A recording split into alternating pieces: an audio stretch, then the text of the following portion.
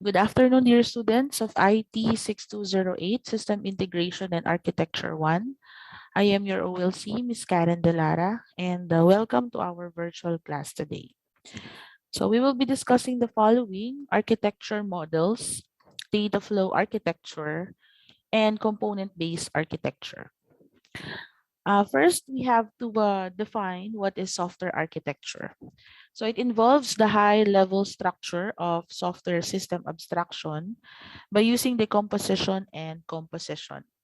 With architectural style and quality attributes, a software architecture design must conform to the major functionality and performance requirements of the system, as well as satisfy the non-functional requirements such as reliability, scalability, portability, and availability. A software architecture must describe its group of components, their connections, interactions among them, and deployment configuration of all components. There are various ways to define software architecture. So we have the UML, or the Unified Modeling Language, which is one of object-oriented solutions used in software modeling and design. The other one is the architecture view model, or the 4+1 view model. Architecture view model represents the functional and non-functional requirements of software application. The third one is ADL, or Architecture Description Language. It defines the software architecture formally and semantically. So let us first discuss the concept of UML, or Unified Modeling Language. It is a pictorial language used to make software blueprints. It was created by Object Management Group, and the UML 1.0 specification draft was proposed to the OMG in January 1997. It serves as a standard for software requirement analysis and design documents, which are the basis for developing a software. UML can be described as a general purpose visual modeling language to visualize, specify, construct, and document a software system. Although UML is generally used to model software system, it is not limited within its boundary. It is also used to model non-software systems such as process flows in a manufacturing unit. So we have different structural diagrams. So these diagrams represent the static aspects of a system. These static aspects represent those parts of a diagram which forms the main structure and is therefore stable.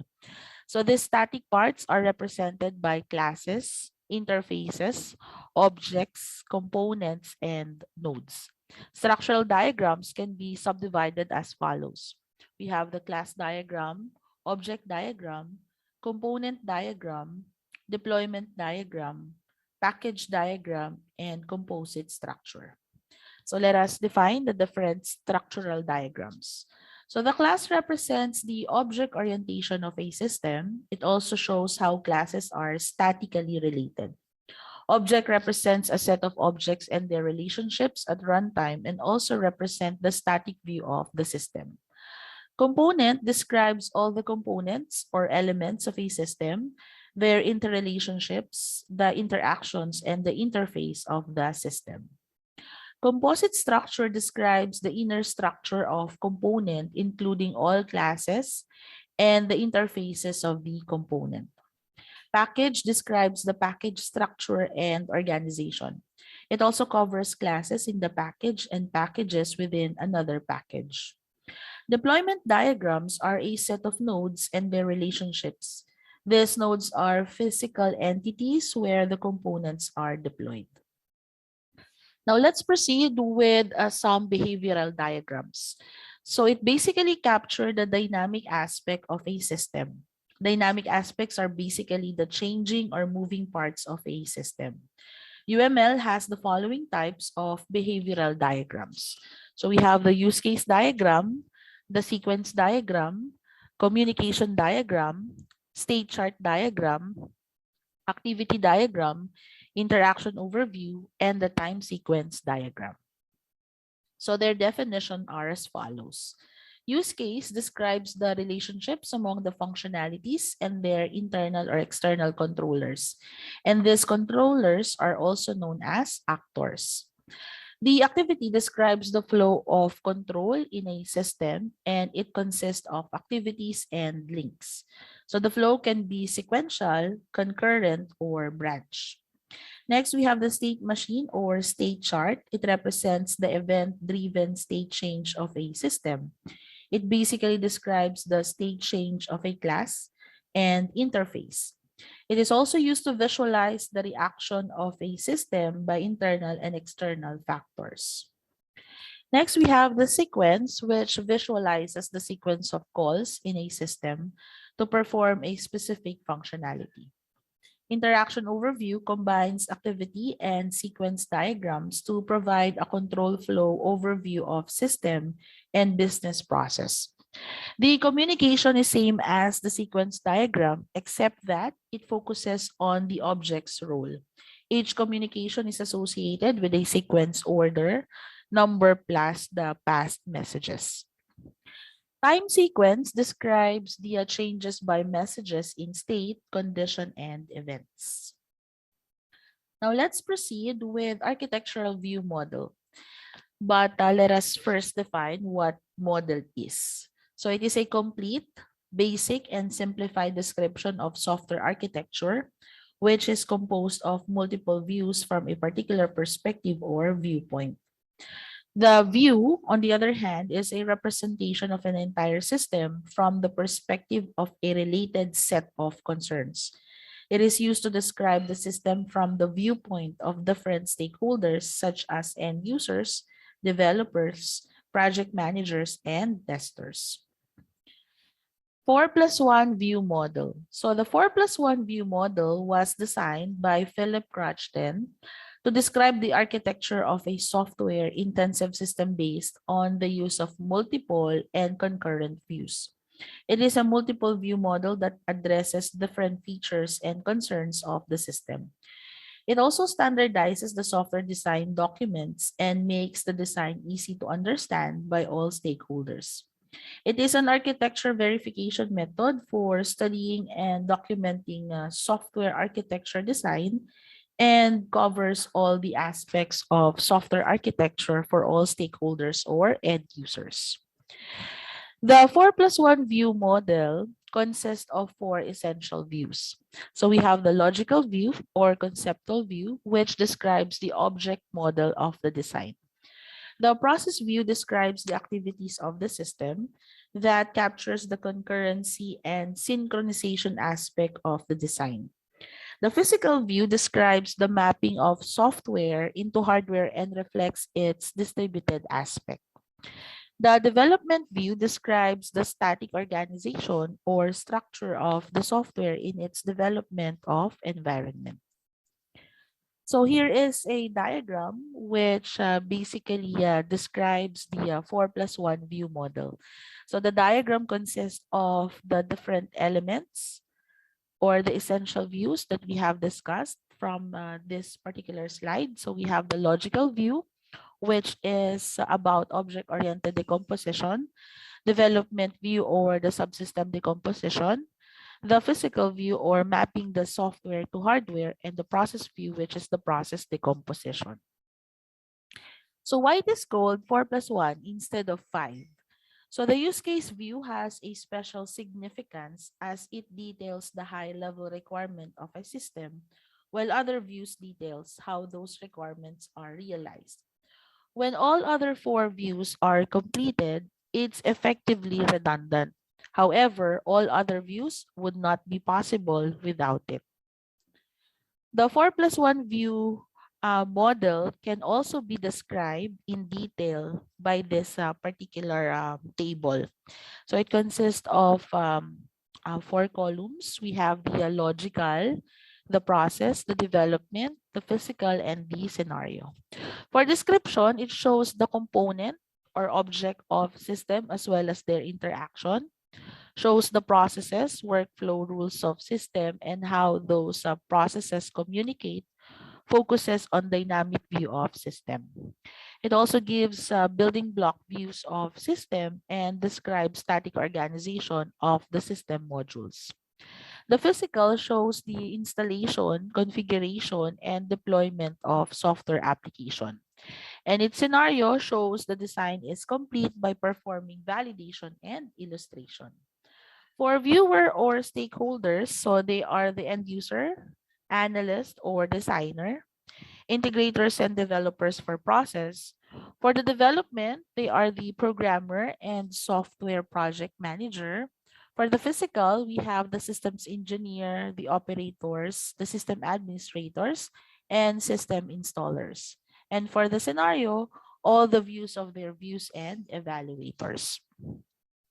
Next, we have consider functional requirements and then the non-functional requirements, software module organization, or also known as the software management reuse and constraint of tools. Non-functional requirement regarding to underlying hardware and system consistency and validity. Next, we have the UML diagram. So this consists of class state, object, sequence, communication diagram. Then we have the activity diagram, component package diagram, the deployment diagram, and some use case diagram. Next, we have the architecture description languages or ADL. An ADL is a language that provides syntax and semantics for defining a software architecture. It is a notation specification which provides features for modeling a software system's conceptual architecture, distinguished from the system's implementation.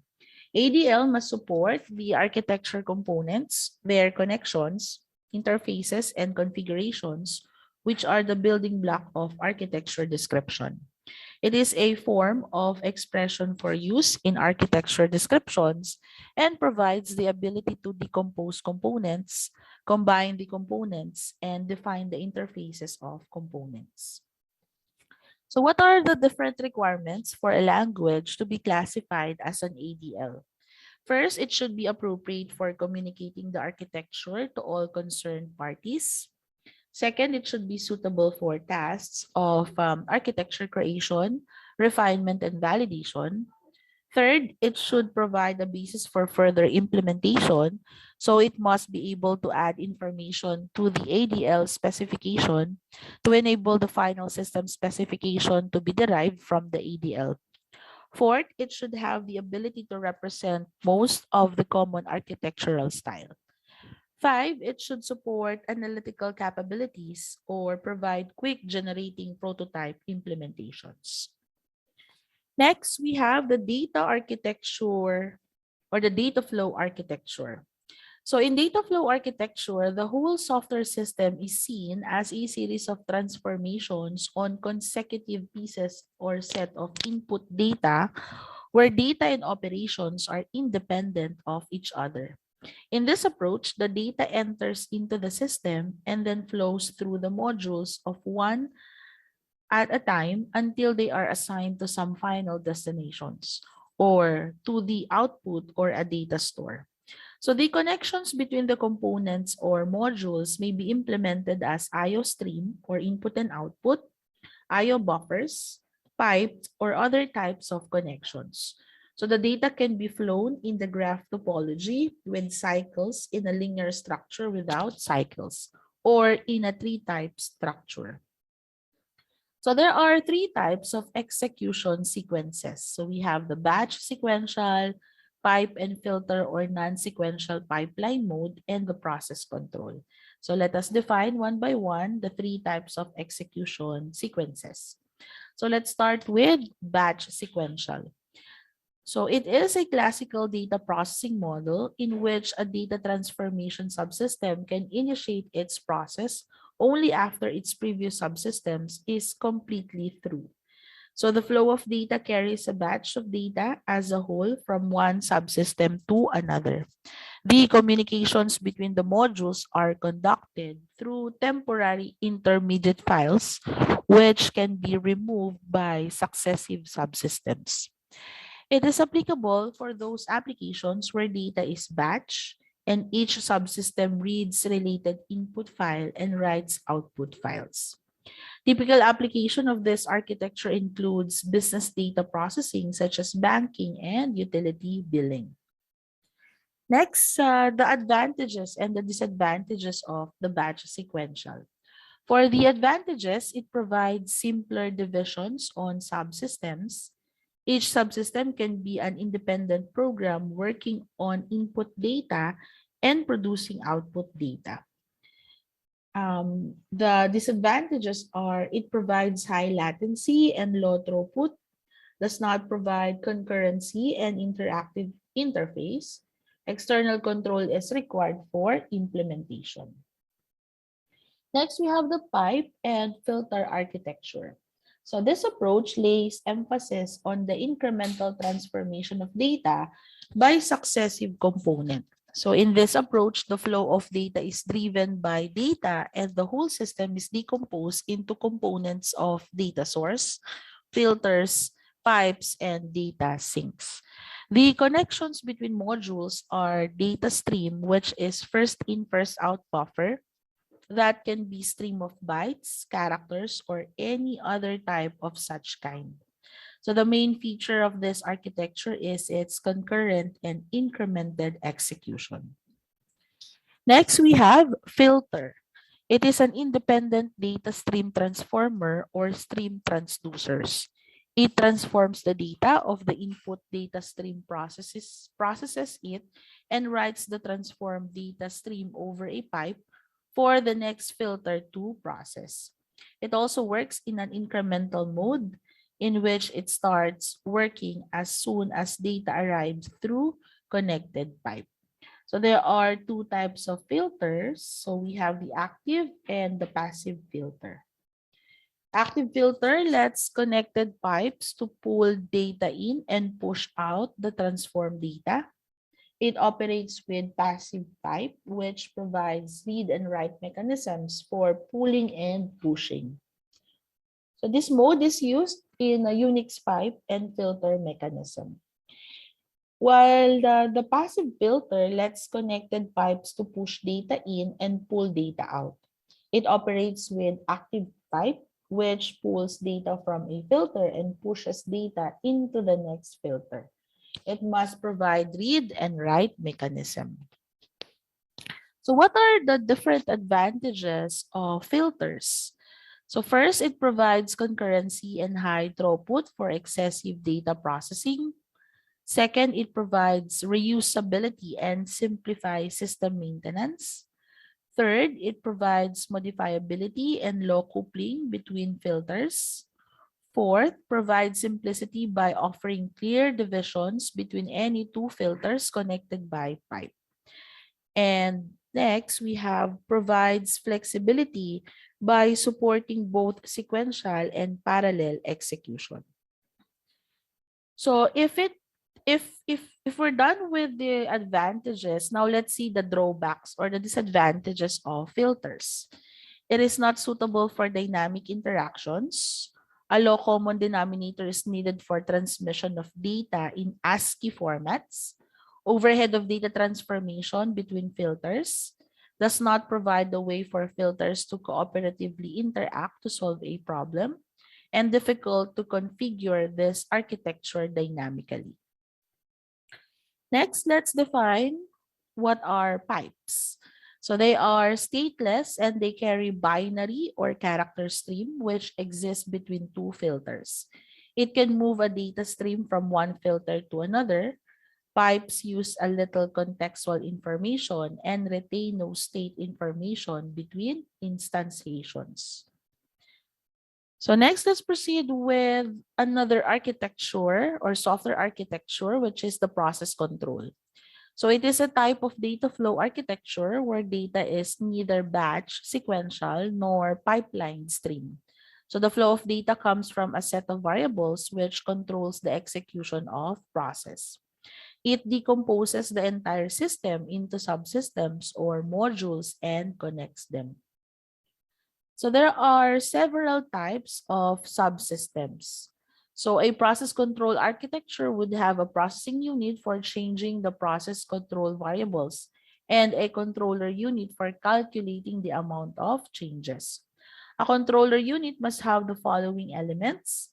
So first, we have the control variable. It provides values for the underlying system and should be measured by sensors. So for example, speed in cruise control system. Next, input variable measures an input to the process. For example, temperature of return air in temperature control system. Next, we have the manipulated variable. So the value is adjusted or changed by the controller. Process definition, it includes mechanisms for manipulating some process variables. Sensor obtains values of process variables pertinent to control and can be used as a feedback reference to recalculate manipulated variables. Next, we have the set point. It is the desired value for a controlled variable. Control algorithm, it is used for deciding how to manipulate process variables. So next, let's identify the various application areas of the process control architecture. So first, embedded system software design, where the system is manipulated by process control variable data. Applications which aim is to maintain specified properties of the outputs of the process at given reference values. It is also applicable for car cruise control and building temperature control systems. And then there are some real-time system software to control automobile, anti-lock brakes, and nuclear power plants. Next, we have the component-based architecture. So it focuses on the decomposition of the design into individual functional or logical components that represent well-defined communication interfaces containing methods, events, and properties. It provides a higher level of abstraction and divides the problem into subproblems, each associated with component partitions. The primary objective of component-based architecture is to ensure component reusability. So a component encapsulates functionality and behaviors of a software element into a reusable and self-deployable binary unit. So there are many standard component frameworks such as Java Bean. We also have the .NET web services, and grid services. So these technologies are widely used in local desktop, graphical user interface application design, such as the graphic Java Bean components, the MS ActiveX components, and the COM components, which can be reused by simply drag and drop operation. Component-oriented software design has many advantages over the traditional object-oriented approaches. So what are its advantages? So it reduces time in market and the development cost by reusing existing components. Increase reliability with the reuse of the existing components. So since we're talking about the component-based architecture, so let us define what is a component. It is a modular, portable, replaceable, and reusable set of well-defined functionality that encapsulates its implementation and exporting it as a higher level interface. A component is a software object intended to interact with other components, encapsulating certain functionality or a set of functionalities. It has an obviously defined interface and conforms to a recommended behavior common to all components within an architecture. So what are the different views of a component? So first, we have the object-oriented view. A component is viewed as a set of one or more cooperating classes. Each problem domain class analysis and infrastructure class design are explained to identify all attributes and operations that apply to its implementation. It also involves defining the interfaces that enable classes to communicate and cooperate. Next, we have the conventional view. It is viewed as a functional element or a module of a program that integrates the processing logic. The internal data structures that are required to implement the processing logic and an interface that enables the component to be invoked and data to be passed to it. Next, we have the process-related view. So in this view, instead of creating each component from scratch, the system is building from existing components maintained in a library. So as the software architecture is formulated, components are selected from the library and used to populate the architecture. So what are the different characteristics of a components? So next first we have the reusability. So components are usually designed to be reused in different situations and in different applications. However, some components may be designed for a specific task. Replaceable. Components may be freely substituted with other similar components. Non-context specific components are designed to operate in different environments and contexts. Extensible, a component can be extended from existing components to provide new behavior. Encapsulated, a component depicts the interfaces which allow the caller to use its functionality and do not expose details of the internal processes or any internal variables or state. Independent, components are designed to have minimal dependencies on other components. Next, let's proceed with the principles of the component-based design. So the software system is decomposed into reusable, cohesive, and encapsulated component units. Each component has its own interface that specifies required ports and provided ports. Each component hides its detailed implementation. A component should be extended without the need to make internal code or design modifications to the existing parts of the components. Next, we have depend on abstraction component, do not depend on other concrete components, which increase difficulty in expandability. Connectors, connected components, specifying and ruling the interaction among components. The interaction type is specified by the interfaces of the components.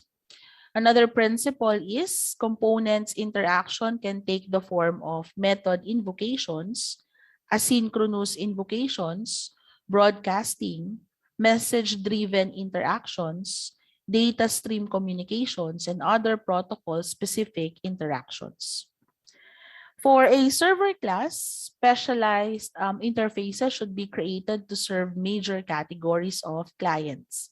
Only those operations that are relevant to a particular category of clients should be specified in the interface. A component can extend to other components and still offer its own extension points. It is the concept of plug-in based architecture. So this allows a plugin to offer another plugin API. So what are the guidelines for the component level design? So we have attains architectural component names from the problem domain and ensures that they have meaning to all stakeholders or users who will view the architectural model. Extracts the business process entities that can exist independently without any associated dependency on other entities. Recognizes and discover these independent entities as new components.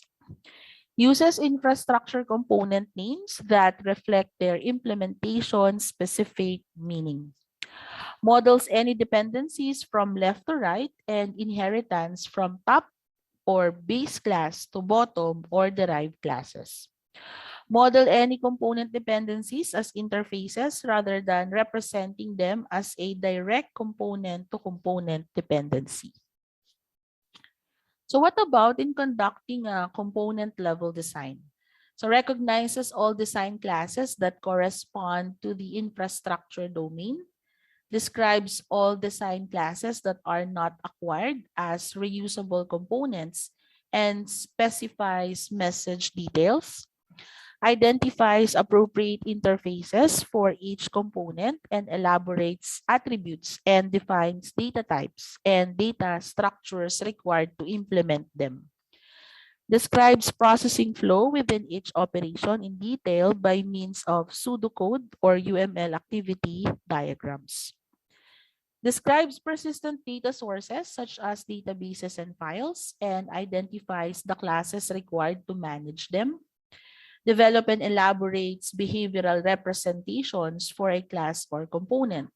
And this can be done by elaborating the UML state diagrams created for the analysis model and by examining all use cases that are relevant to the design class.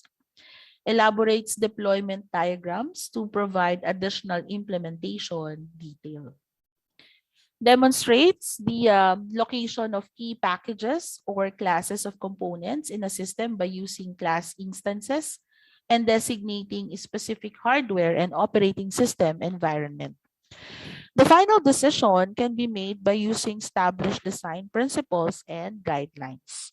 Experienced designers consider all or most of the alternative design solutions before settling on the final design model. So what are the advantages of the component level design? So we have ease of deployment, reduce costs, ease of development, reusable, modification of technical complexity, reliability, system maintenance and evolution, and independent.